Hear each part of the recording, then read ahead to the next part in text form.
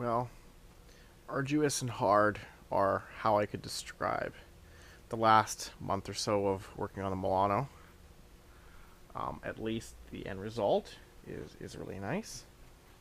It's been quite a long battle to get to the point where I can say that the engine bay is really beautiful and painted and very nice and lovely. Yeah, so let's go over what I've been doing over the last month or so to get viewers an idea of what it takes to do all this stuff.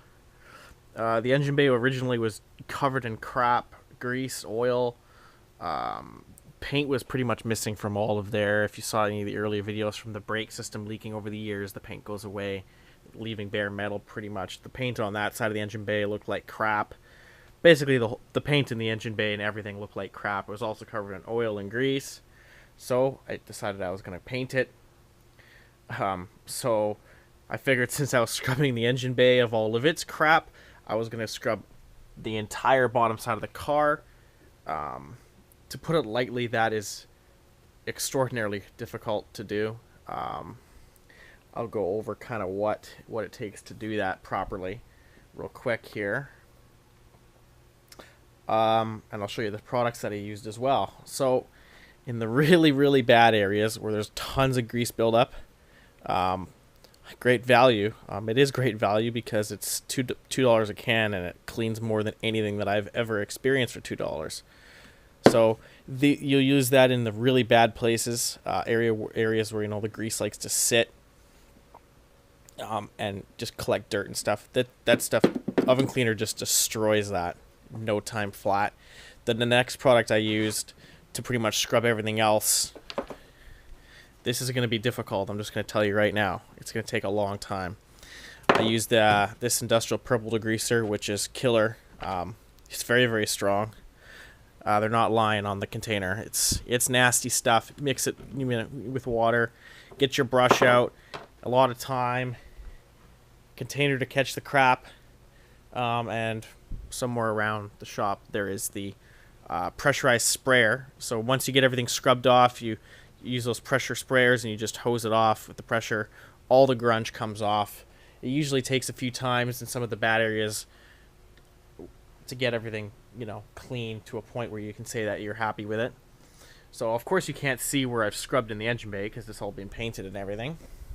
Let's go underneath the car so you can experience what a clean Milano looks like. Cat, what do you want? I already fed you. Believe it or not, the undercoat on a Milano is white. So at least you know when to stop scrubbing. You stop scrubbing when everything's white. Which on this particular car took a hell of a long time. But doesn't it look great now? No oil, no grease, no buildup. Except on there. I don't know what got onto there, but forget it. I don't care. I've scrubbed enough. So yeah.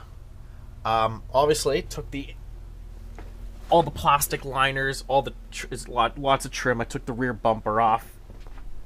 As you can see. Scrubbed under there. Lots of crap sitting here, of course, as you would expect. Lots of crap up in here, up in the fender liner, as one would expect. So removing that crap out of there is certainly going to add life to the car. I'm going to remove these plugs later on, and I'm going to re-wax them. You can get the cavity wax from 3M and other manufacturers.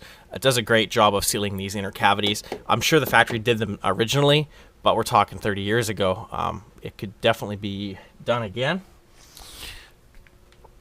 Moving onto the floor and into the tranny tunnel.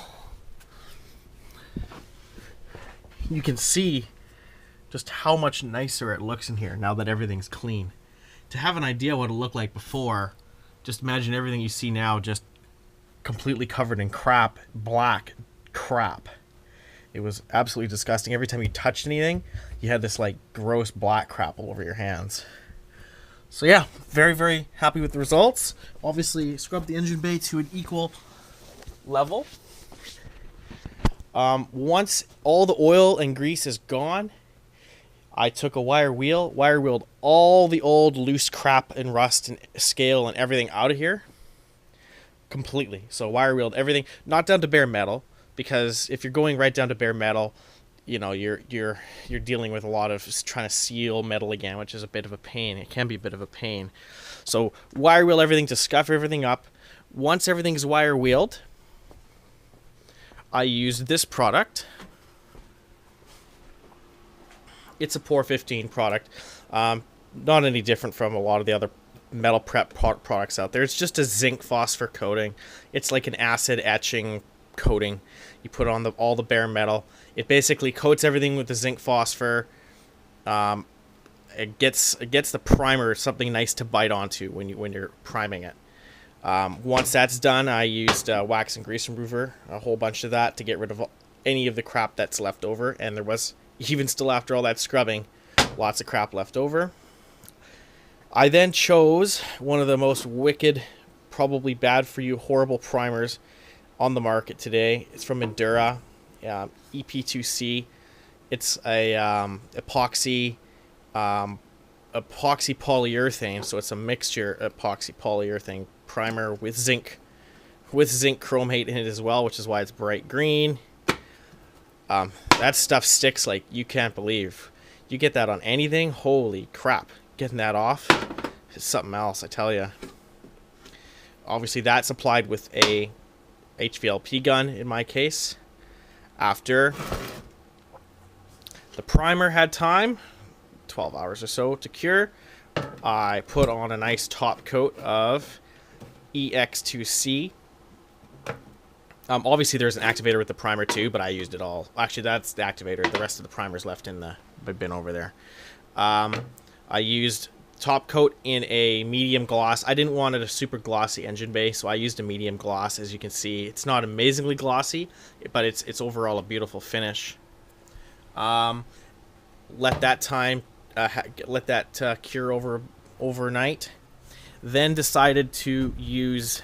We have this upstairs. We got given a whole bunch of aircraft paint a couple years ago. I figured, why not use it, right? This anti-chafe coating. It's like a Teflon reinforced urethane top coat. It's hella expensive and it's hella cool because we painted some stuff on a couple things a couple years ago, and I tell you, it is really durable and it's extremely slippery, so nothing can bite into it because it's just slick. So I figured, because the battery tray, and there's also other areas on Milanos that I find are always crappy because of abrasion. So battery tray, obviously. So after I top coated everything, I masked off the battery tray and hit that with the basically the Teflon paint, engine mounts, the area down by the steering rack, because you know what, there's a damn good chance that steering rack's gonna leak again anyway. So that'll just help because it repels oils and water. It's really, really cool stuff.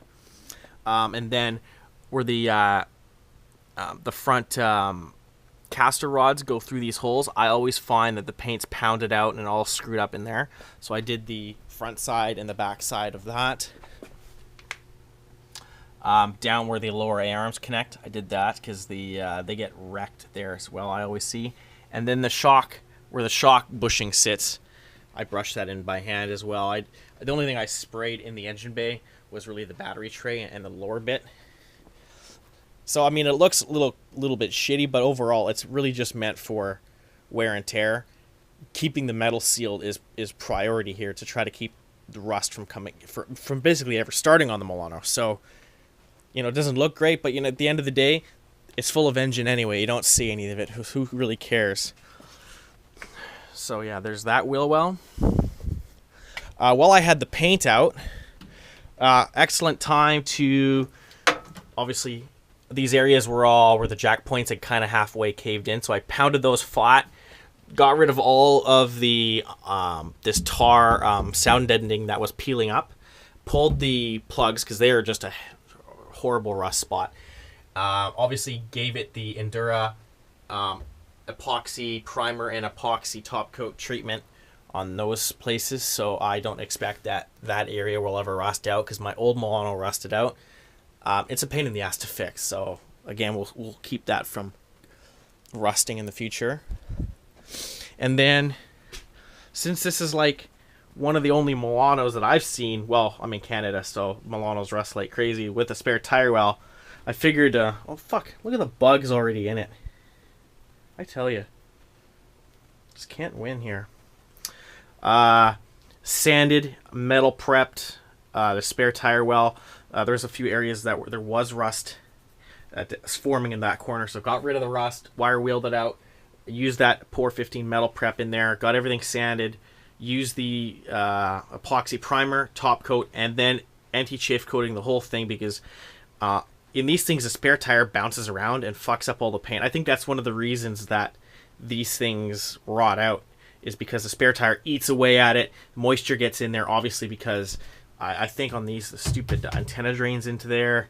But overall, moisture gets in the trunks of cars. It just does, especially through the taillights and everything. So this gets moisture in it, and it just goes to shit real quick.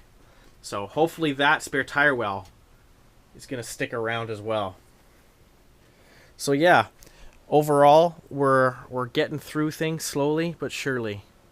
Anybody has any questions, let me know, and I'll attempt to answer them. But yeah, very happy. Oh yeah, I also anti-chafe coating in there because my Milano also rotted in there. Real nasty to fix if you got rust in there. Horrible spot to fix. So at this point, I am going to wait for all that paint to flash off over the next couple of days. I will then begin putting things back in the engine bay. Why not, right?